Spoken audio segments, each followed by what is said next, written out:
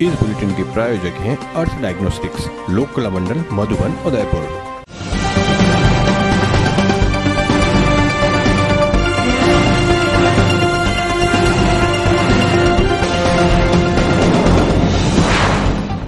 नमस्कार, आप देख रहे हैं एटीएन उदयपुर न्यूज। आपके साथ मैं हूं कृतिका चौबीसा। खबरों को विस्तार से जानेंगे। फिलहाल एक नजर अब तक की तमाम बड़ी खबरों पर। निगम के 5वें बोर्ड में हुए आर्थिक घपले की रिपोर्ट आने के बाद भी आखिर मौन क्यों है छठा बोर्ड? पूर्व महापौर कोठारी ने अध्यक्ष और आयुक्त के हस्ताक्षर के बाद राशि जारी करना स्वीकारा। कार्रवाई होगी या नहीं, चर्चाएं आम। झील को सीवरेज मुक्त कराने के लिए आगे आने लगे सभी समाज संगठन। चौतरफा एक ही आवाज, रविवार शाम पिछोला के नाम।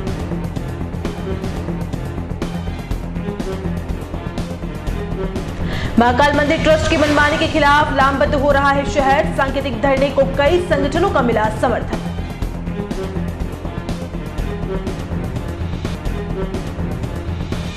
और 56 इंची नहीं 60 इंच का है गहलोत का सीना। लोक लुभावन बजट के बाद कांग्रेसियों ने भाजपाइयों पर कसा तंज।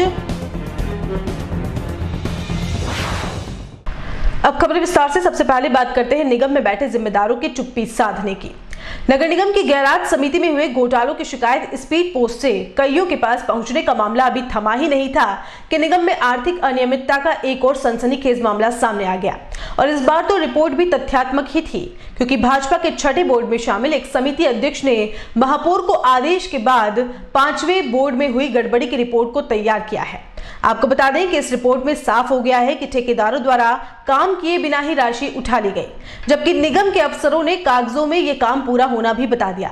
ये मामला उजागर होने के बाद तत्कालीन अधिकारियों और 5वें बोर्ड के जनप्रतिनिधियों पर भी उंगलियां उठ रही हैं। आइए एटीएन उदयपुर न्यूज के ग्राउंड जीरो रिपोर्ट में जानते हैं वो कौन से काम हैं जिन्हें अधूरा छोड़ दिया गया और बड़े पैमाने पर पैसे उठा लिए गए। यह है सुंदरवास स्थित विद्यानगर पार्क। नगर निगम के पिछले बोर्ड ने इस गार्डन की बाउंड्री वॉल बनाने के लिए टेंडर जारी किए थे। ठेकेदार ने टेंडर के बाद काम शुरू तो किया, लेकिन अधूरा ही छोड़ दिया गया।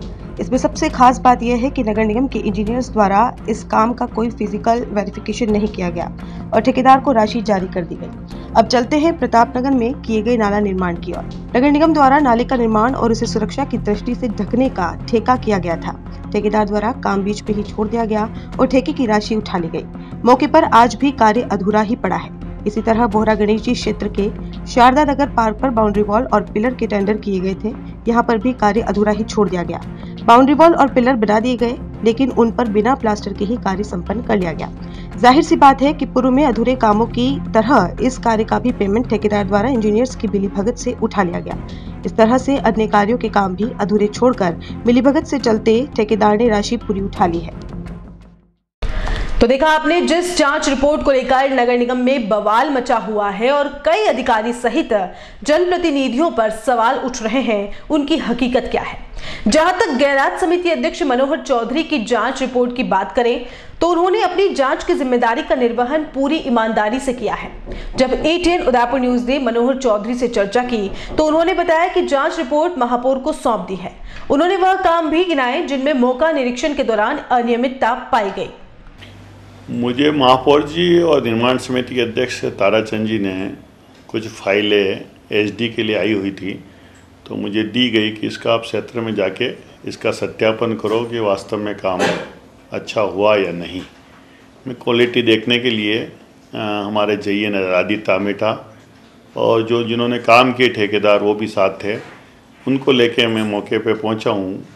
तो कुछ फाइलों में काम अच्छा था तो उसको हमने क्लियर कर दी, और कुछ फाइलें ऐसी निकली जिसमें उन्होंने वर्क ऑर्डर में दे रखा था कि ये काम होगा, मगर ये काम वहाँ पे मुझे मौके में मिला नहीं। तो मैंने मेरी रिपोर्ट बना के महापौर जी और निर्माण समिति अध्यक्ष जी को दे दी है कि भाई मुझे इन कामों में ये कमियाँ महसूस हुई है और ये कार्य नहीं हुआ है। ऐसी रिपोर्ट बना के मैंने अपनी प्रस्तुत कर दी है।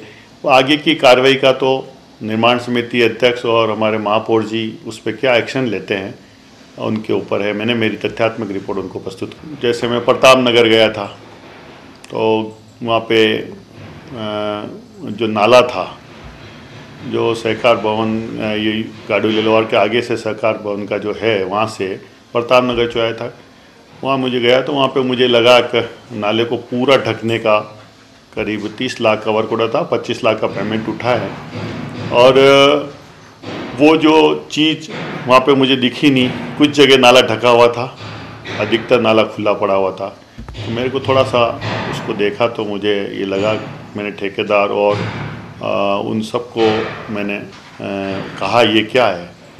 तो निश्चित रूप से ये भी टिप्पणी है, कहीं एक जगह कोई नालियाँ बनानी थी, स्थान था कि यहाँ पे नालियाँ बननी चाहिए, वहाँ पे नालियाँ नहीं बनी, तो वो भी था। दूसरा एक गार्डन का मैटर था, उस गार्डन में उसको पूरा गार्डन की दीवार को रिपेयरिंग करके उसका प्लास्टर, पुराना प्लास्टर हटा के नया प्लास्टर करके और फिर उस पर कलर करना था, तो खाली कलर कर दिया गया, वो था।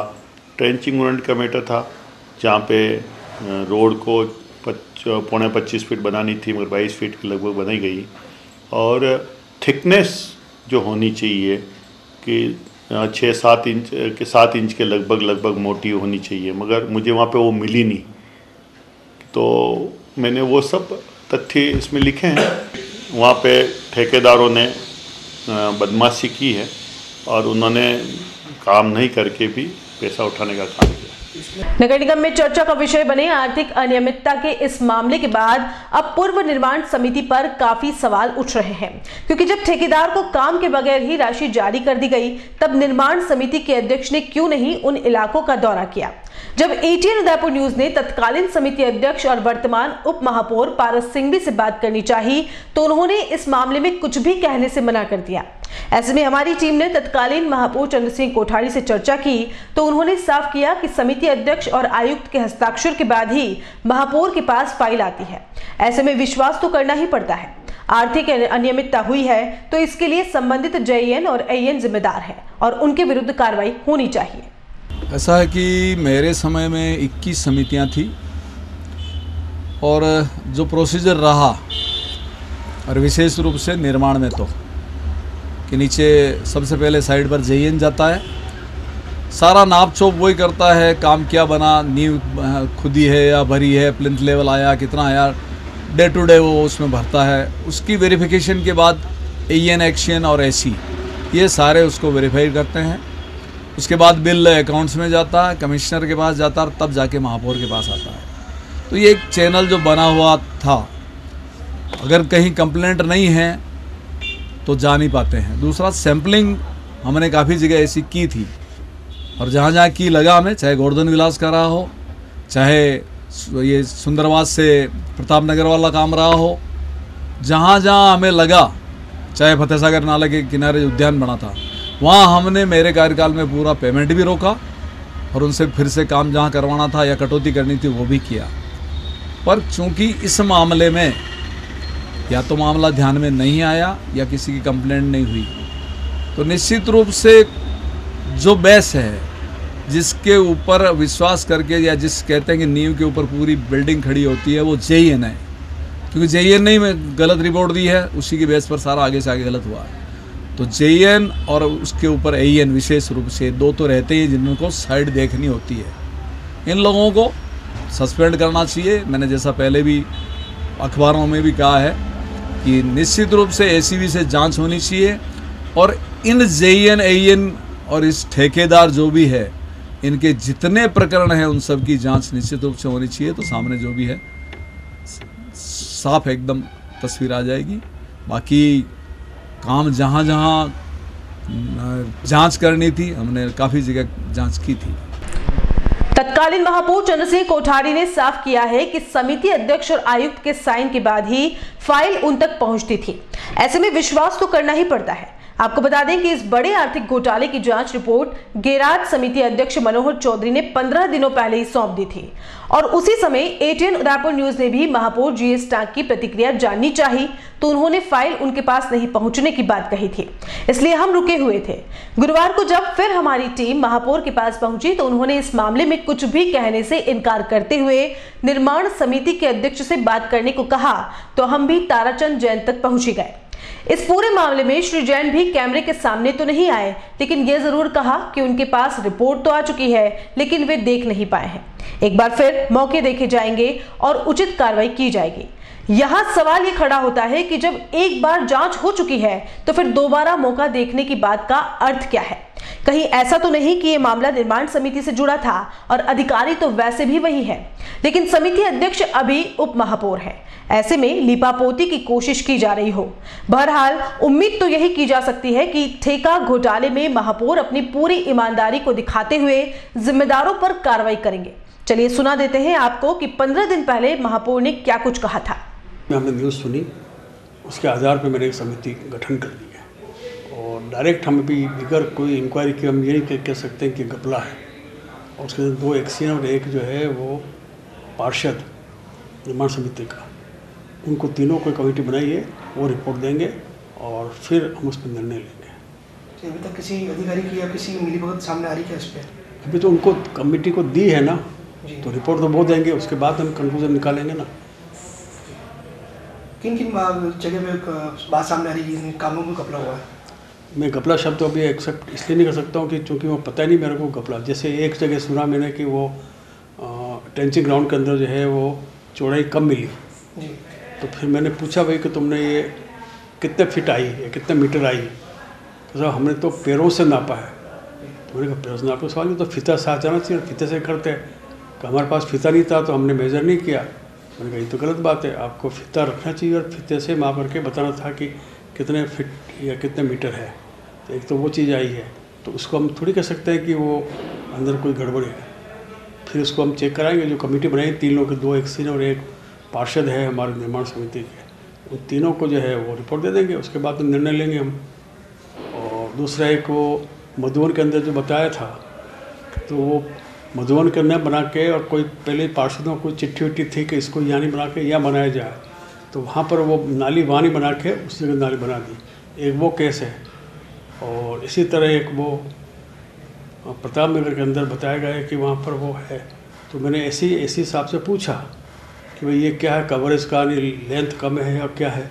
तो वो कहते हैं कि पैसे की कमी थी इसलिए कोई इतनी वो की नहीं, करना था नाला पूरा, पर वो नहीं किया। तो उसमें फिर हम जो है MB मंगा रहा हूँ मैं, और ये कमेटी रिपोर्ट देगी कि कितना कवर किया, तब लगेगा कि वो अगर मान लो कवर जो है साइड के ऊपर मौके पर कम है और पेमेंट भी कम हुआ है, तो ये भी कोई गलती नहीं है।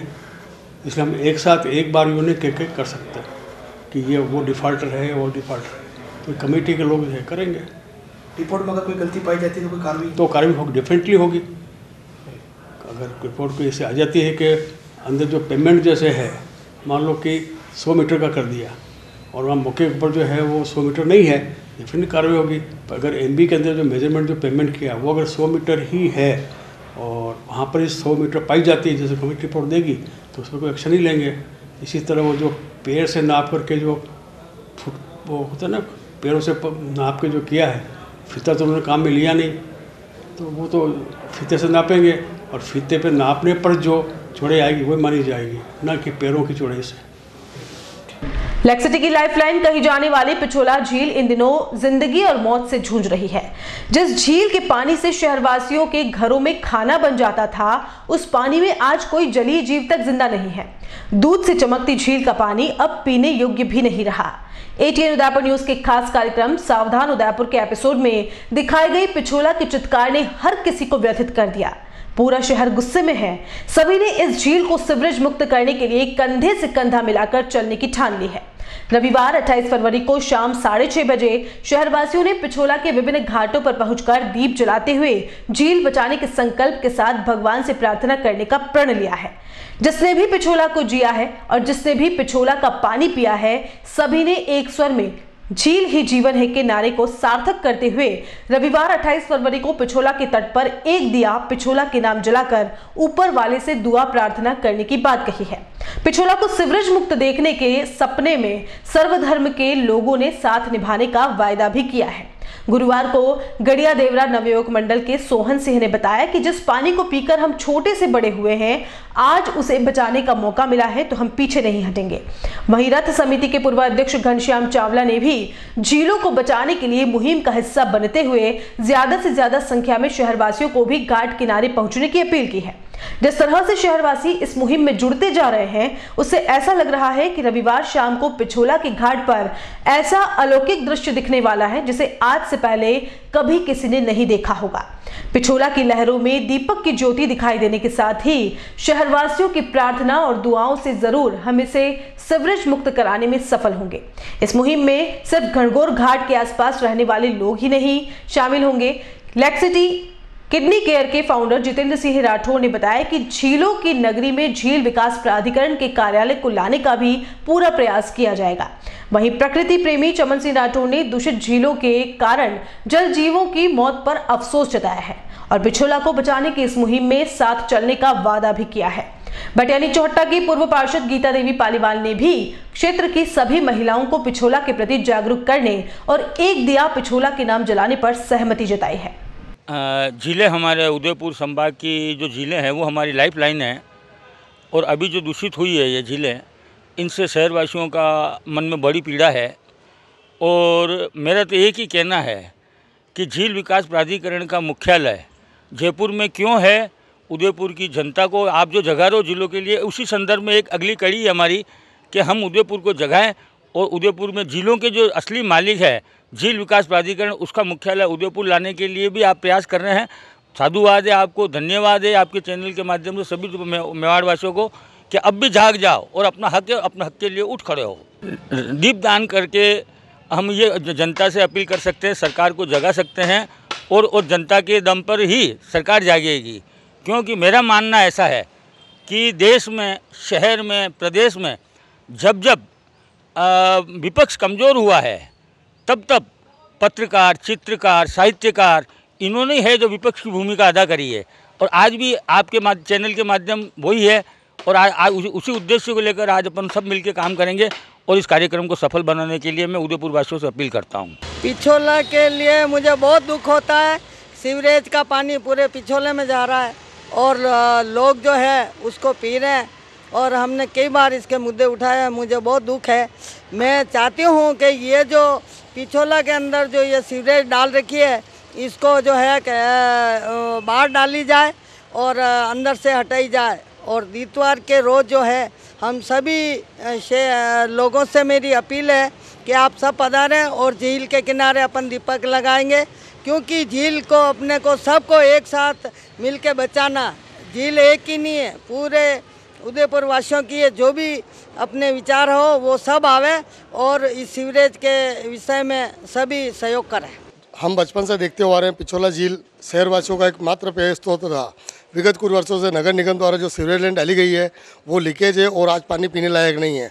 शहर की 1.25 लाख पब्लिक लमसम इस पानी को पीती है, जो इस दूषित पानी को पीकर तरह तरह की बीमारियां उनके अंदर पैदा हो रही है। हमारे घड़ियादेवरा घनघोर घाट नवयुक्त मंडल और सभी क्षेत्रवासी द्वारा रविवार को झील बचाने के लिए एक दिया झील के नाम एक आयोजन रखा गया है। तो आप सब शहरवासियों से मेरा विनम्र निवेदन है कि आप भी इस आयोजन में अपनी सहभागिता निभाएं और इस झीलों को बचाने में हमारा सहयोग करें, ताकि आने वाले समय में हमारा जो पेय स्रोत झीलें हैं ये झीलें सुरक्षित रहेगी, हम साफ़ सुथरा पानी पी पाएंगे और हमारी आने वाली पीढ़ी जो बीमारियाँ जो गंदे पानी और गटर के पानी की वजह से हो रही है, ये पानी नहीं होगी, बीमारी नहीं होगी, हमारा शरीर स्वस्थ रहेगा।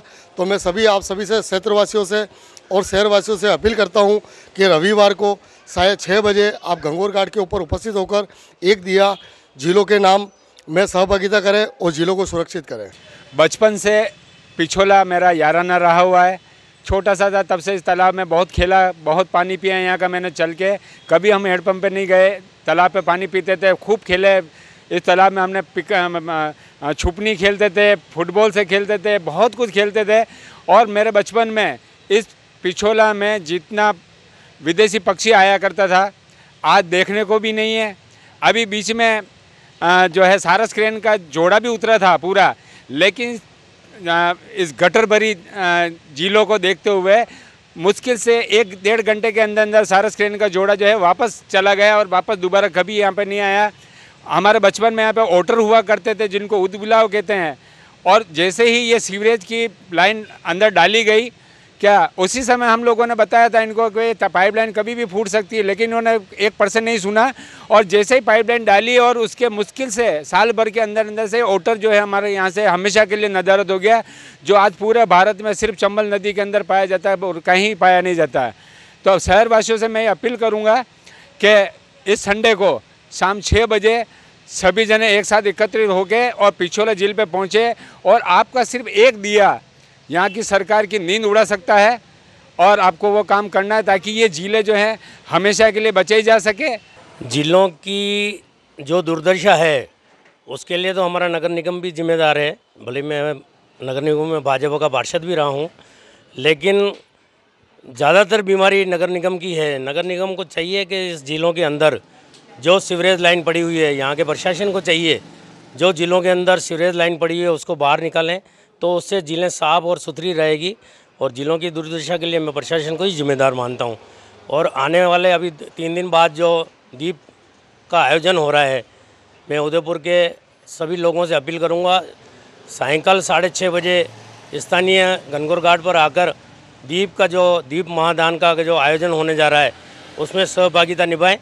और मैं इस चैनल के माध्यम से प्रशासन को फिर अनुरोध करूँगा, जितना जल्दी हो सकता है इन झीलों को साफ रखने के लिए हमारा आपसे अनुरोध है। आइए हम सब मिलकर मरणासन पड़ी इस पिछोला झील को बचाने के लिए एक दिया पिछोला के नाम इस अभियान में रविवार को सायंकाल 6:30 बजे पिछोला झील के किनारे गनगौर घाट पर पहुँचें और एक दीपक जलाकर हम मरती हुई इस झील को बचाने का अपना एक आहुति दें।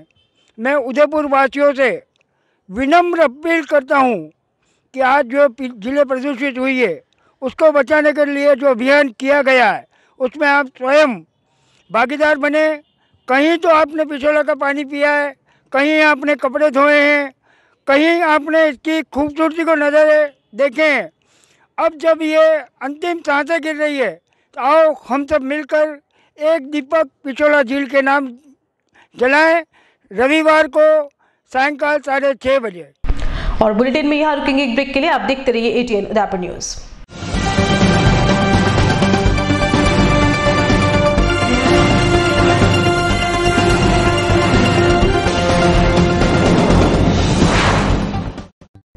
Sir Padampat Singhania University offers exclusive courses in the School of Engineering and School of Management for the students to learn, grow and develop in various technological and managerial fields.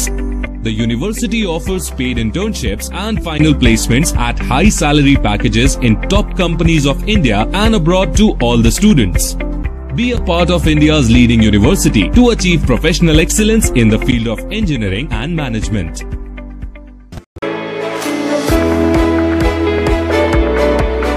Udaipur का जनार्दन राय नागर राजस्थान विद्यापीठ डीम्ड विश्वविद्यालय शिक्षा के क्षेत्र में एक अग्रणी संस्था है। इसकी स्थापना ख्यातनाम शिक्षाविद मनीषी पंडित जनार्दन राय नागर द्वारा वर्ष 1937 में की थी। वर्तमान में यहाँ पर science, commerce, arts, law, physical, computer science, IT के साथ साथ मेडिकल में होम्योपैथी एवं फिजियोथेरेपी के कोर्स चल रहे हैं। इसके अलावा कई तकनीकी कोर्स संचालित होने से हजारों छात्र छात्राओं का भविष्य उज्जवल हो रहा है। विश्वविद्यालय के कुलपति प्रोफेसर SS सारंगदेवोत को विशिष्ट कार्यों हेतु भारत सरकार के रक्षा मंत्रालय की ओर से कर्नल उपाधि प्रदान की गई है। कुलपति के अथक प्रयासों से विश्वविद्यालय को नेक से A ग्रेड मिली है। एडमिशन के लिए संपर्क करें प्रताप नगर के समीप विश्वविद्यालय परिसर में, जहां पर सभी प्रकार के कोर्स के बारे में संपूर्ण जानकारी के साथ छात्र छात्राओं के भविष्य को ध्यान में रखकर दिया जाता है निशुल्क परामर्श। झीलों की नगरी उदयपुर है एक खूबसूरत शहर और राजस्थान का गौरव। एक ऐसा शहर जो खूबसूरती के लिए है मशहूर, और इसी शहर के बीचों बीच पंचवटी में इस्कॉन सेंट्रल कॉम्प्लेक्स लेकर आए हैं आपके व्यापार की कॉमर्शियल एक्टिविटीज को रन करने के लिए नए आयाम।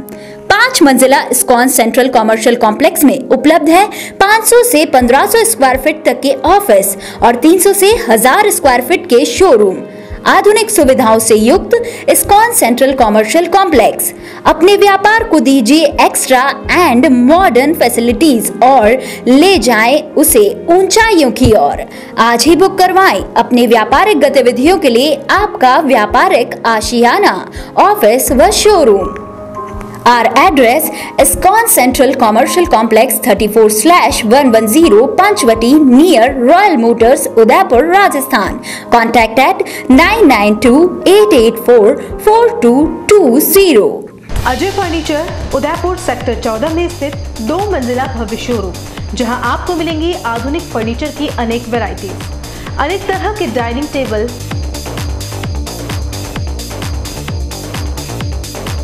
सोफा सेट,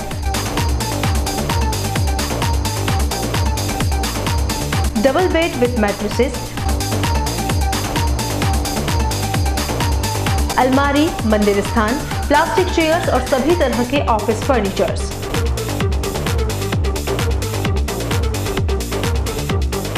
अपना घर सजाने के लिए कैश की चिंता छोड़ दीजिए। अजय फर्नीचर और बजाज एवं HDFC बैंक साथ लेकर आए हैं 0% डाउन पेमेंट और 0 ब्याज और बिना किसी प्रोसेसिंग फीस के आसान ऋण योजना। हॉस्पिटल, होटल्स, कॉलेज, कॉर्पोरेट और सभी तरह के गवर्नमेंट और नॉन गवर्नमेंट इंस्टीट्यूट्स पर फर्नीचरों के विशेषज्ञ। नवरात्रि, दिवाली विशेष ऑफर्स, 4 प्लास्टिक चेयर्स के साथ 1 टेबल फ्री, सोफा सेट के साथ centre table free. Corona warriors के लिए विशेष डिस्काउंट। एक बार पधार कर सेवा का मौका अवश्य दें। एक्सचेंज ऑफर, पुराना फर्नीचर लाइए और नया फर्नीचर ले जाइए। सिर्फ 24 घंटे में अपनी मनचाही डिजाइन और अपना मनपसंद कपड़ा लगवाकर सोफा बनवाइए। Address D1 year community centre, sector 14, हिरन मगरी, उदयपुर। कॉलर्स 8233206262।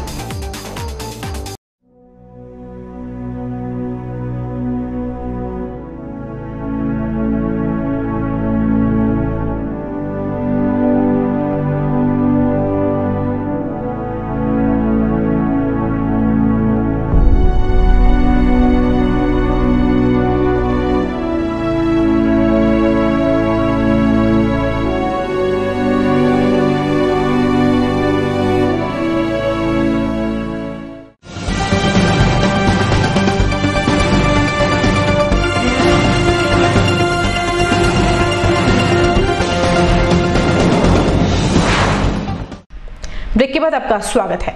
महाकाल मंदिर के सार्वजनिक ट्रस्ट की मनमानी के खिलाफ चल रहे सांकेतिक धरने को अब कई संगठनों का सहयोग मिलने लगा है।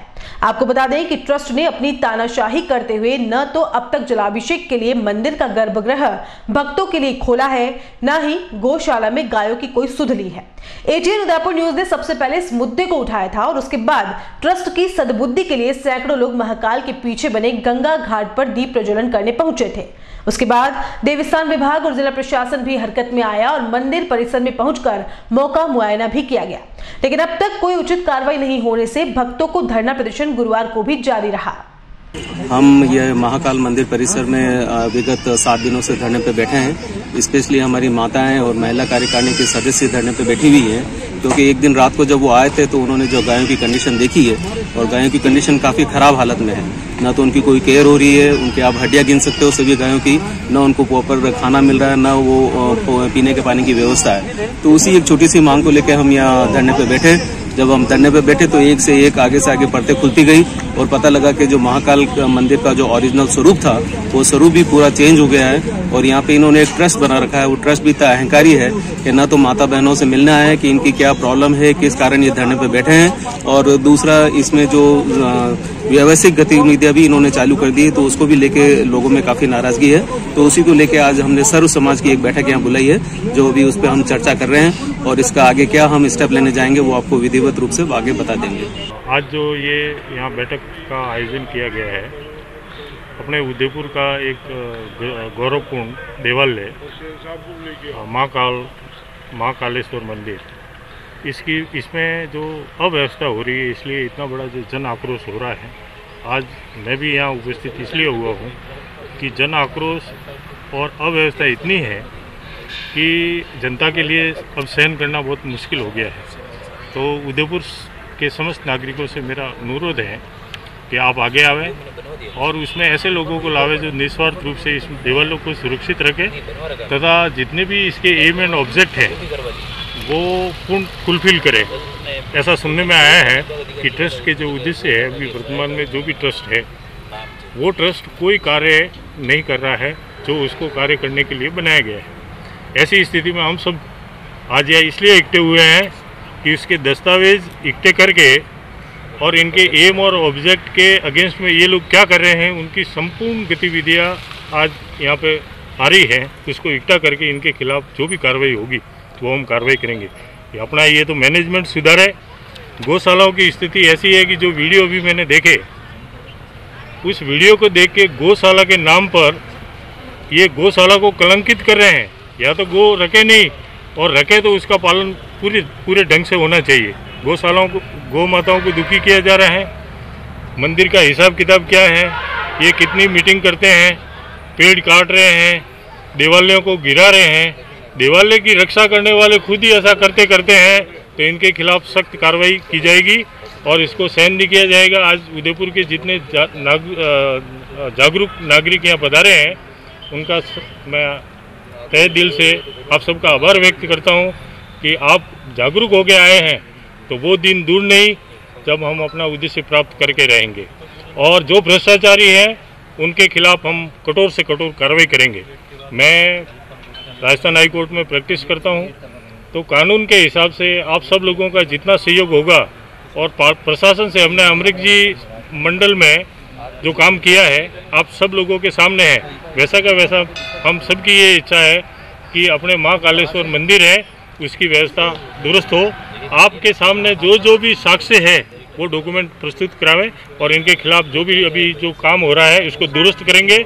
मुझे पूर्ण विश्वास है कि एक समय आज तो अपन पहली बार इस पेड़ के नीचे बैठे हैं लेकिन आने वाले समय में ऐसे लोगों को ऐसा लगेगा कि यहाँ पर भी कोई काम हुआ है और देवालय सुरक्षित हुआ है, गौशालाओं की अच्छे ढंग से व्यवस्था हो रही है और ट्रस्ट का हिसाब किताब भी हो रहा है और सब अच्छे नागरिक इसमें जुड़ रहे हैं।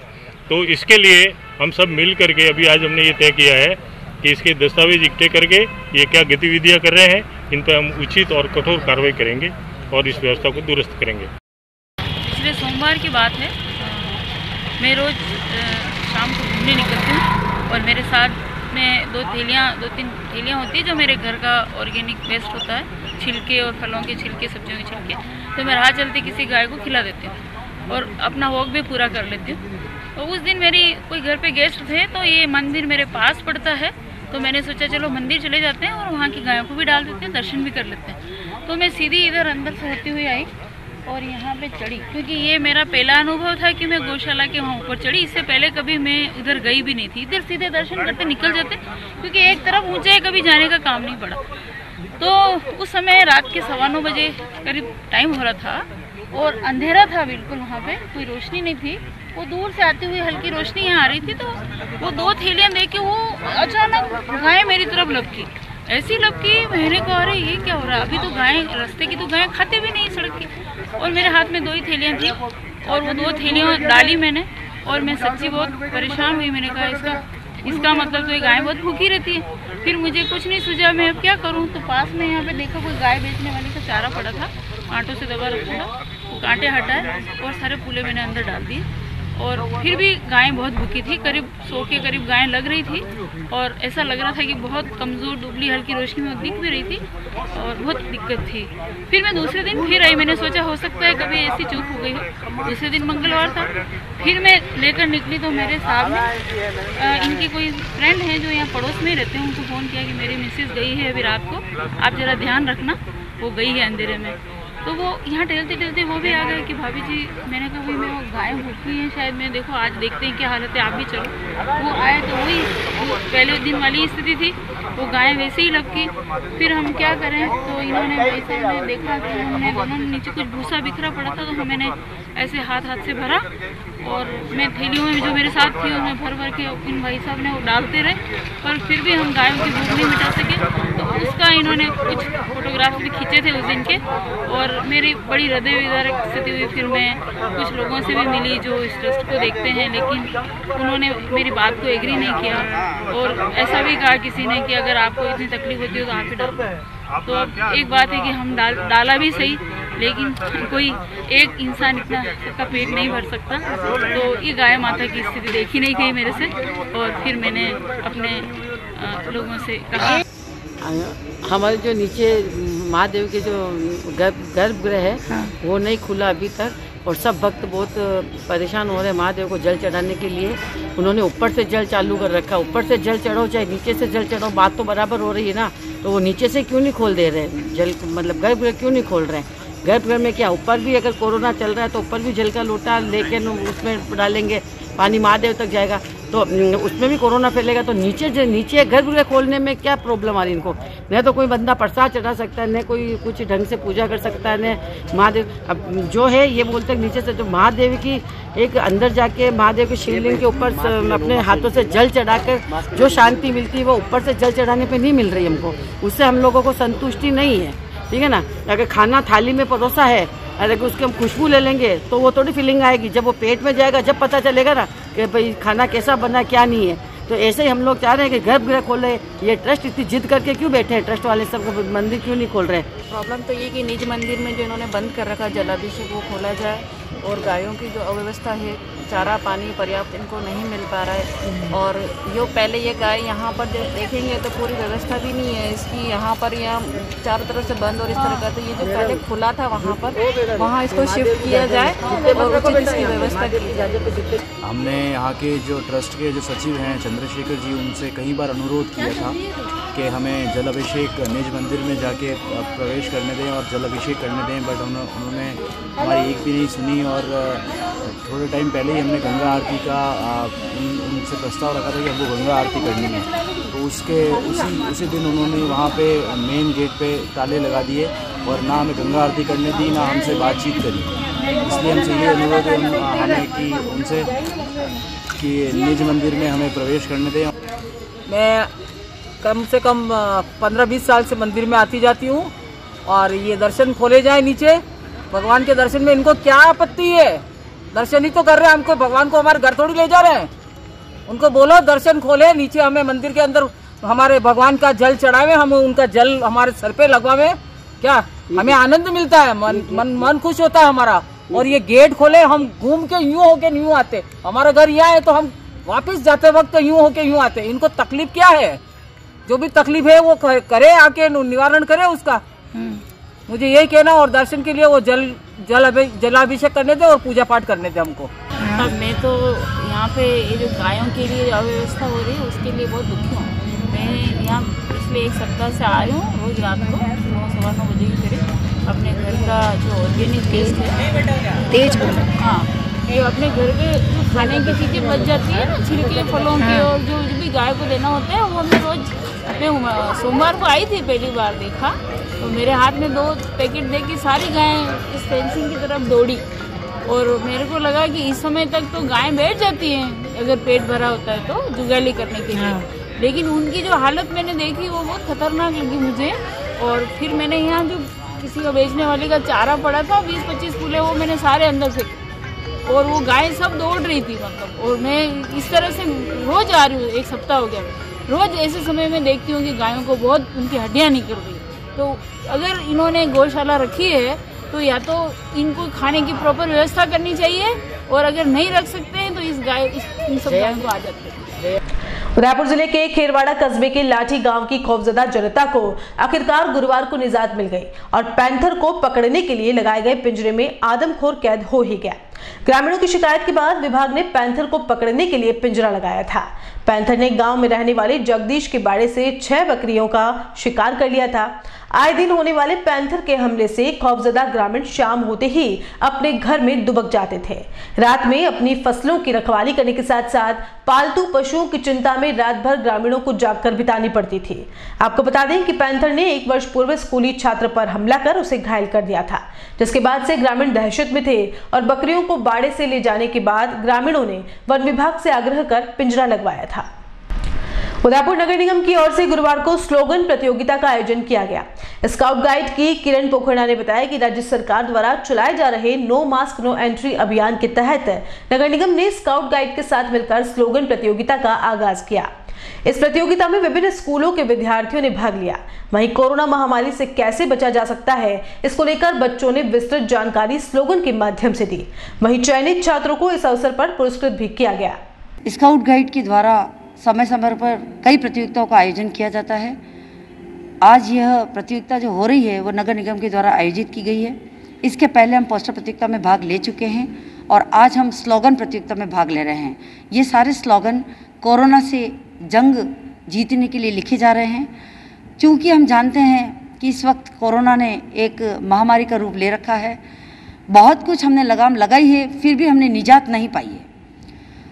हम जन जागरण के लिए ये स्लोगन लिखवा रहे हैं ताकि हर एक नागरिक इससे जागे और कोरोना से बचने के क्या क्या उपाय हैं उसको अपनाएं और कोरोना को हमारे देश से पूरी तरीके से हम निजात दिला सकें, इसके लिए वो तैयार रहें। जब ये बच्चे पोस्टर प्रतियोगिता में भी जो फर्स्ट सेकंड थर्ड आए उनको, और जो स्लोगन में जो फर्स्ट सेकंड थर्ड आएंगे उनको नगर निगम के द्वारा आगामी जो भी प्रोग्राम होगा उसके अंदर इनको पुरस्कृत किया जाएगा। सभी बच्चों को सर्टिफिकेट दिए जाएंगे। ये अलग अलग स्कूलों से बच्चे आए हुए हैं, कोई सेंट एंथनी से है, कोई महाराणा मेवाड़ से है, गवर्नमेंट स्कूल, मेरे स्कूल से भी बच्चे आए हुए हैं।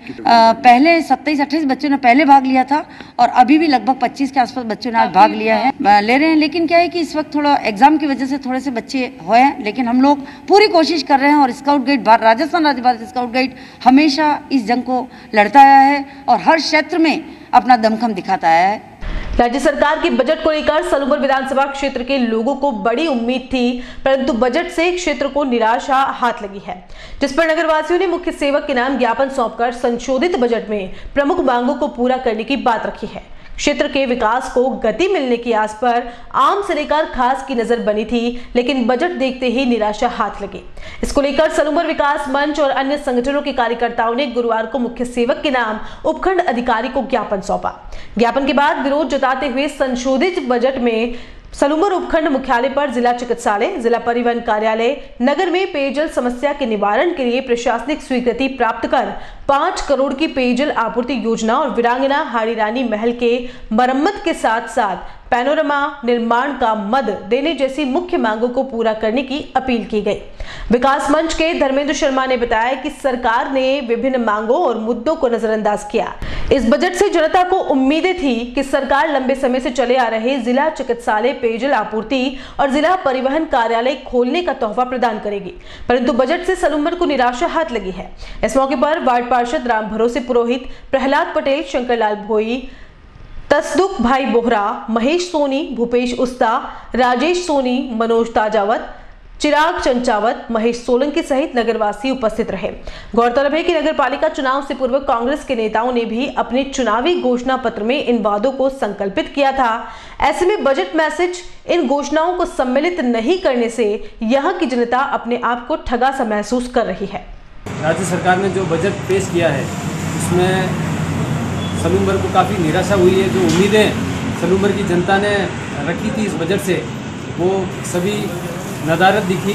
ऐसे में हम सभी ने जो ज्ञापन सलूबर विकास मंच और अन्य प्रतिनिधि मंडल के माध्यम से उपखंड अधिकारी जो को ज्ञापन दिया है उसमें यही मांग की है कि जिला चिकित्सालय और पेयजल के लिए जो बजट है उसे और जिला परिवहन कार्यालय और हाड़ी रानी पैनोरमा का जो बजट है, इन 4 प्रमुख मांगों में से जितनी राज्य सरकार स्वीकृत करे, हमारी इच्छा तो चारों हैं, परंतु 2 या 3 मांगों को मानकर संशोधित बजट में इस बजट को स्वीकृत करावे, जिससे ये सलूबर एक आशा रख रहा है कि इस बार राज्य सरकार सलूबर को बजट देगी, उस आशा को पूरा करेगी। आज हमारे समिति के जिला बनाव संघ समिति के पदाधिकारी जो कल बजट पेश हुआ, निराशा सलूबर को हाथ लगी, तो आज हमने मुख्यमंत्री श्रीमान अशोक जी गहलोत के नाम से उपखंड अधिकारी जी को एक ज्ञापन दिया है और जो पूर्ववत अपनी जो मांगे हैं उन पे अभी बजट सत्र चल रहा है तो उस पर ध्यान दे और निराशा को आशा में सरकार बदले। धन्यवाद। उदयपुर शहर के प्रतापनगर थाना क्षेत्र के मादड़ी इंडस्ट्रियल एरिया में गुरुवार को अचानक एक फैक्ट्री में आग लगने से हड़कंप मच गया। आग की सूचना के बाद 3 दमकलें मौके पर पहुंची और आग पर बड़ी मशक्कत के बाद काबू पाया गया। इधर सूचना मिलते ही प्रतापनगर थाना पुलिस भी मौके पर पहुंची और घटना के बारे में जानकारी ली। हालांकि रविंद्र हैरियस प्राइवेट लिमिटेड कंपनी के प्रबंधन की ओर से इस बारे में कोई स्पष्टीकरण नहीं दिया गया, जिससे साफ नहीं हो पाया कि आखिरकार ये हादसा क्यों हुआ और इसमें कितना सामान जलकर राख हो गया। लेकिन जिस तरह फैक्ट्री से निकलता धुआं चौतरफा दिखाई दिया, उससे तो लगता है कि आगजनी से नुकसान तो बहुत हुआ है। गनीमत तो ये रही कि इसमें कोई जनहानि नहीं हुई। इधर पुलिस की माने तो फैक्ट्री के स्टोर रूम के पास पड़े कागजों के गत्तों में आग लगने से इससे उठी लपटें आसमान तक पहुंच गई। रविंद्र हेरियस प्राइवेट लिमिटेड कंपनी में electronics item switch MCB electronic component का निर्माण होता है। इसके लिए कंपनी में आने वाले आइटम कागज के गत्तों में पैक होकर आते हैं, जिसकी वजह से गत्तों का ढेर लगा हुआ था। और यहाँ एक बार फिर से रुकेंगे एक छोटे से ब्रेक के लिए। ब्रेक के बाद हाजिर होते हैं कुछ और खबरों के साथ।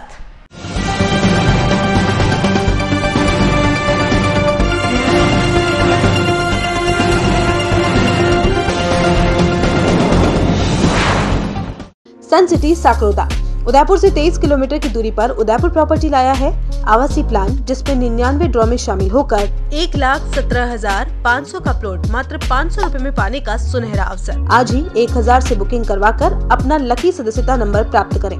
संपर्क करें 8559858687 और 9549717069। नमस्कार, उदयपुर प्रॉपर्टी की 11 माह 99 प्लॉट की स्कीम में हम लोगों ने कस्टमर के निवेश का पूरी सुरक्षा का ध्यान रखा है। इसमें 11 माह में हम 99 प्लॉट ड्रॉ के द्वारा आपको देंगे, लेकिन साथ में कस्टमर बहुत हम जो फॉर्म भर रहे हैं, रुचि भी दिखा रहे हैं उदयपुर की जनता, इसलिए हमने उनके निवेश की सुरक्षा के लिए एक और क्लॉज इसमें दिया है। ये फॉर्म आपको दिख रहा होगा, 11 महीने में 16,500 रुपये आपके जमा होंगे। आपको प्लॉट नहीं मिलता है, आपके ड्रॉ में नहीं आता है आपको प्लॉट, तो हम 32 इंची LCD, 180 litre fridge, semi automatic washing machine और 5 सीटर सोफा सेट आपको देंगे, ताकि आपको ये ना लगे कि मुझे कुछ ना मिला। प्रोडक्ट की जानकारी दे देता हूँ। 32 इंच LED आपके सामने हमने रखा हुआ, हमारे पास स्टॉक में मेंटेन है। आज अगर फर्स्ट में आप लेना चाहते हैं तो भी हम आपको अवेलेबल करा देंगे, आप पेमेंट हमको कर देंगे। 5 सीटर सोफा सेट है, ये वेरी करेगा डिजाइन में, अलग अलग पैटर्न में आ सकता है। 180 लीटर का फ्रिज है,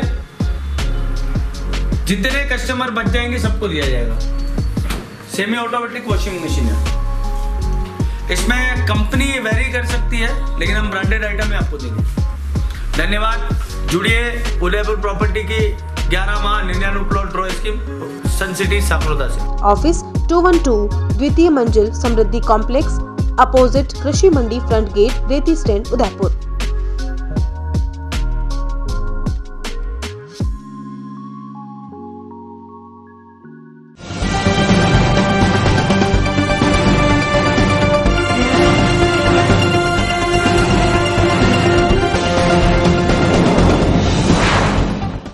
ब्रेक के बाद आपका स्वागत है।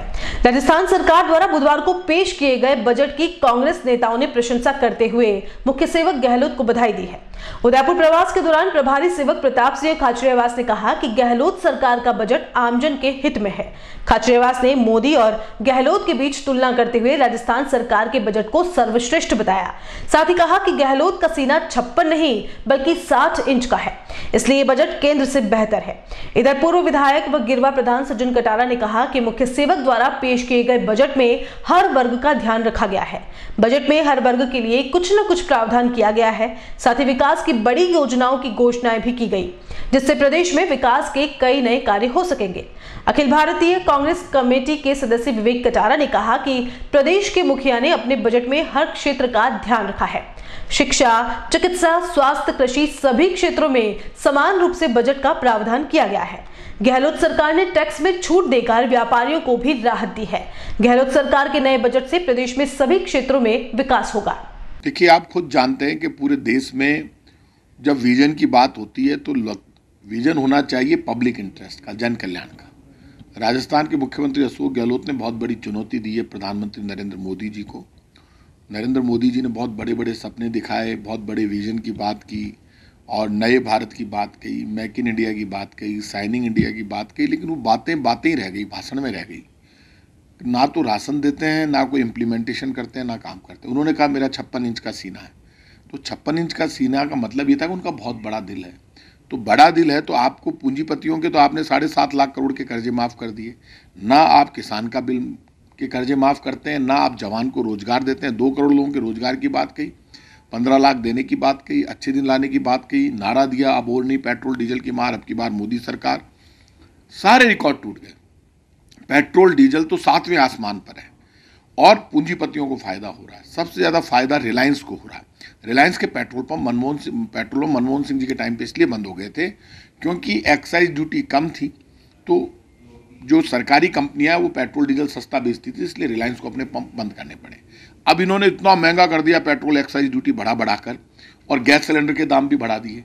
तो उनकी सोच तो कहीं पे भी उनका विजन नजर नहीं आता। तो ये तो साबित हो गई कि मुख्यमंत्री अशोक गहलोत का सीना, दिल उनका बड़ा है। उन्होंने जो कहा वो करके दिखा दिया। उनका विजन प्रधानमंत्री जी से बहुत बड़ा है और उन्होंने साबित कर दिया कि कांग्रेस की हर सरकार लोगों के इंटरेस्ट का काम करती है। यही कारण है राजस्थान का बजट ऐतिहासिक बजट है। 1 रुपये का टैक्स नहीं लगाया। कोरोना संकट के बाद हर सेक्टर में छूट दी। कोई व्यक्ति ऐसा नहीं है जिसको छूट नहीं मिली। इवन बच्चों को यूनिफॉर्म फ्री कर दी, किताब फ्री कर दी। रोडवेज की बसों में अब इंटरव्यू देने कोई बच्चा जाएगा, नौकरी के लिए जाएगा, एग्जाम देने के लिए, तो 50 लाख बच्चों को फायदा हो, रोडवेज की बस में फ्री में जाएगा। स्टाम्प ड्यूटी में छूट दे दी। Private operator, bus operator, truck operator, सबको जहाँ जहाँ छूट मिलनी थी वहाँ छूट मिली। टैक्स में कमी की गई। ग्रामीण परिवहन सेवा लेकर आ गए। मैं खुद मतलब कोई भी व्यक्ति ऐसा कोई सेक्टर नहीं बता सकता जहाँ पे उसको रिलीफ नहीं मिला हो। इसी को कहते हैं विजन। इसलिए प्रधानमंत्री जी को भी अपना विजन सुधारना चाहिए। वो भाषण देने के बाद भूल जाते हैं कि उन्होंने भाषण में क्या कहा था। उनका भाषण कहीं भी धरातल पर नजर नहीं आता। ये बजट, राजस्थान का बजट ऐतिहासिक है और किसानों के लिए अलग से किसान बजट लाया जाएगा। ये बड़ी घोषणा है। अब ग्रामीण में खेत खलियान, किसान और उसके परिवार के लिए अलग से बजट आएगा जो स्टेट के हित में होगा, देश के हित में होगा। ध्यान दिया गया है मुख्यमंत्री जी ने, ये बहुत ही सराहनीय काम है और महिलाओं के लिए भी विशेष ध्यान दिया गया है, बालिका शिक्षा को बढ़ावा देने के लिए। और सबसे बड़ी बात इस बजट में यह है कि हमारे 4 दिवंगत एमएलए हुए। स्टूडेंट्स को कवर किया है और हर तरह से स्टेट के लोगों को लाभ देने की कोशिश की है। इसमें व्यापारियों को भी जिस तरह से मैं समझता हूँ कि एक जो ई-वे जो टैक्स लगता था 50,000 से ट्रांजेक्शन ज़्यादा में, उसको भी कैंसिल किया है। तो ये भी व्यापारियों के लिए बड़ी सौगात है जो इंटरस्टेट जो ट्रेडिंग होती थी। इसके अलावा आपके हर विलेज में जब 5,000 की पॉपुलेशन है उससे ज़्यादा में इंग्लिश मीडियम स्कूल की घोषणा की है। PSCs को CSCs में कन्वर्ट करने की जो बात अशोक जी गहलोत ने की है। तो एजुकेशन में, हेल्थ में, सैनिटेशन में हर उदयपुर जिले के कानोड़ के निकटवर्ती चक्र भवानी शक्तिपीठ बड़वाई मंदिर प्रांगण में आयोजित श्रीमद् भागवत कथा और गो कथा के चौथे दिन कथा का रसपान करवा रही साध्वी निष्ठा गोपाल सरस्वती ने दहेज प्रथा का कड़ा विरोध जताते हुए कहा कि देश में दहेज के लोभियों के चलते कई बहन बेटियों को जला दिया जाता है या फिर उन्हें आत्महत्या करने को मजबूर होना पड़ रहा है। साध्वी ने दहेज लेने और देने के बजाय गोदान करने की अपील दी है। साध्वी ने दहेज लेने और देने के बजाय गोदान करने की सीख दी। पांडाल में उपस्थित लोगों से अपील करते हुए कहा कि बहू लानी है तो कार वाली नहीं, गाय वाली लाओ जो सुख दे सके। आज हम लड़का लड़की कुंडली मिला रहे हैं, लेकिन यही हालात रहे तो आने वाले समय में सास बहू की कुंडली मिलाने की जरूरत पड़ेगी। साध्वी ने कहा कि नशा नाश की जड़ है। व्यसन जैसी गंदगियां जीवन को खोखला कर रही है। लोगों को नशे से दूर रहने को कहते हुए कहा कि तंबाकू, गुटखा, शराब या और कोई नशा आपको सुख नहीं दे सकता। ये सब बर्बादी के रास्ते हैं। लोगों को चाय नहीं पीने की सीख देते हुए कहा कि जिस चाय को आप पी रहे हो उसमें गाय का खून और चर्बी मिलाई जा रही है। साध्वी ने धर्मांतरण पर चिंता जताते हुए कहा कि आज हिंदू समाज के लोग लालच में अपना धर्म बदल रहे हैं या फिर कई शहरों में दबाव डालकर धर्म परिवर्तन करवाया जा रहा है, जिसको रोकने के लिए सरकार को आगे आना होगा। उदयपुर जिले के ऋषभदेव के उगमड़ा कोटड़ा गांव में पैंथर ने महिला पर हमला कर दिया, जिससे महिला गंभीर रूप से घायल हो गई। पैंथर के हमले में घायल हुई महिला को इलाज के लिए अस्पताल में भर्ती करवाया गया। वहीं दूसरी ओर मौके पर लोगों के इकट्ठा होने के बाद पैंथर झाड़ियों में जा बैठा। इसकी सूचना ग्रामीणों ने वन विभाग को दी। कुछ ही देर में टीम मौके पर पहुंच गई। शाम तक आखिरकार पैंथर को पकड़ ही लिया गया। उदयपुर जिले की वल्लभनगर विधानसभा सीट पर होने वाले उपचुनाव को लेकर कांग्रेस पार्टी के दिग्गज नेता इन दिनों लगातार वल्लभनगर विधानसभा का दौरा कर रहे हैं। गुरुवार को जिला प्रभारी सेवक प्रताप सिंह खाचरियावास ने भटेवन में देहात जिला कांग्रेस कार्यकर्ताओं की बैठक ली। बैठक में खाचरियावास ने कार्यकर्ताओं को कहा कि मात्र कुंडिया में होने वाले कांग्रेस के विशाल सम्मेलन को सफल बनाना है और वल्लभनगर विधानसभा में होने वाले उपचुनाव में कांग्रेस पार्टी जिसे भी प्रत्याशी बनाती है उनकी जीत के लिए सभी को मेहनत करनी होगी, एकजुट होकर चुनाव लड़ना होगा। इस दौरान बागीदोरा विधायक और पूर्व कबीना सेवक महेंद्रजीत सिंह मालविया, देहात जिलाध्यक्ष लाल सिंह झाला सहित सैकड़ों कार्यकर्ता मौजूद थे। और चलते चलते एक नजर अब तक की हेडलाइंस पर। निगम के 5वें बोर्ड में हुए आर्थिक घपले की रिपोर्ट आने के बाद भी आखिर मौन क्यों है छठा बोर्ड? पूर्व महापौर कोठारी ने अध्यक्ष और आयुक्त के हस्ताक्षर के बाद राशि जारी करना स्वीकारा। कार्रवाई होगी या नहीं, चर्चाएं आम। झील को सीवरेज मुक्त कराने के लिए आगे आने लगे सभी समाज संगठन। चौतरफा एक ही आवाज, रविवार शाम पिछोला के नाम।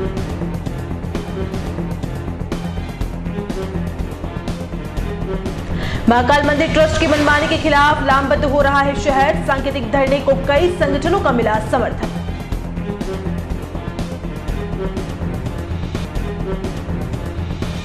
और 56 इंची नहीं 60 इंच का है गहलोत का सीना। लोक लुभावन बजट के बाद कांग्रेसियों ने भाजपाइयों पर कसा तंज।